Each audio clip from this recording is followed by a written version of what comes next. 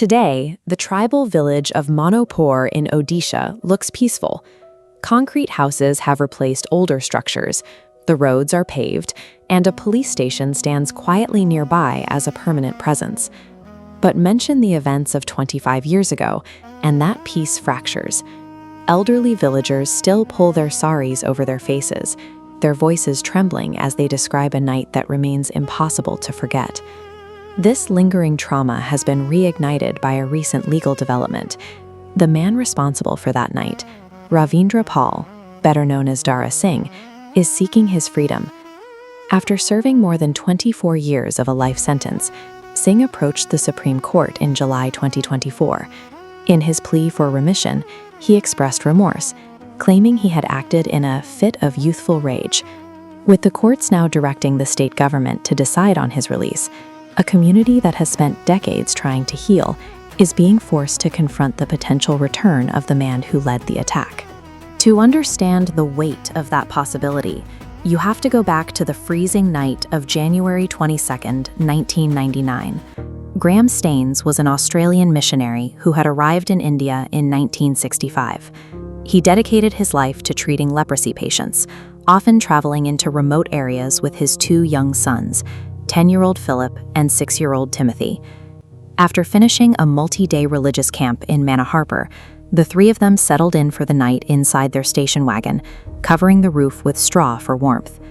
Around midnight, a mob armed with lathis, axes, and arrows, led by Dara Singh, emerged from the trees and surrounded the vehicle. The attackers trapped the father and his sons inside the station wagon and set the vehicle on fire. The aftermath was devastating. When Gladys Staines arrived at the scene, she was only able to identify the charred remains of her family through a burnt wristwatch and a camera. The sheer brutality of the act left a permanent mark on the village, turning a quiet forest clearing into the site of a tragedy that would eventually be reported across the world. Today, some of the men who participated in that attack have returned to society. Among them is Mahendra Hembram, a co-convict released on parole last year. Decades after the event, Hembram's stance remains unchanged.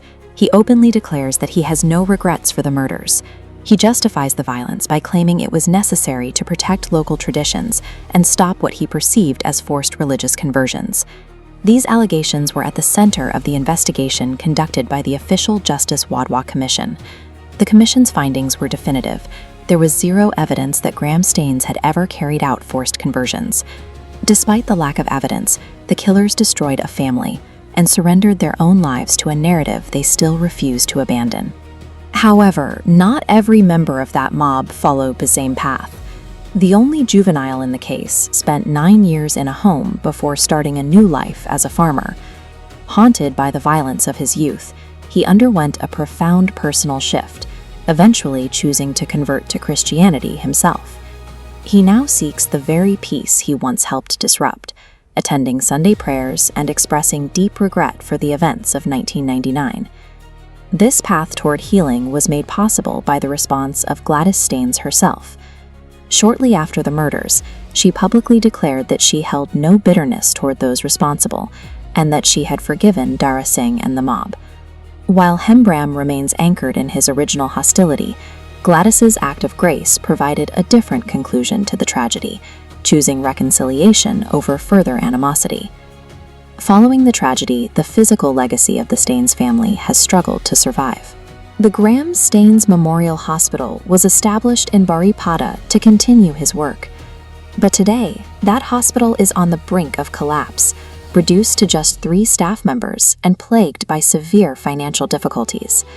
Yet, while the institutions are failing, the community in Manoharpur has seen an unexpected shift. Pastor Chetan Murmu points to these numbers to show how the village changed since the murders. In 1999, only 7 families in the village were Christian. Today, despite the trauma of the past, that number has grown to 41 families. The attempt to remove the missionary presence through violence resulted in the opposite, the growth of the very community the attackers intended to erase. The ultimate sign of this resilience takes place every January on the exact site of the station wagon attack. Every year, thousands gather for the annual jungle camp. They meet in the same forest clearing, not to protest, but to pray in peace. As the courts now weigh the future of Dara Singh, the villagers continue their lives, watching the legal process with a quiet, observant tension. The fire in 1999 was meant to end a mission. Instead, it left behind a foundation of faith that has proven to be more enduring than the violence that tried to stop it.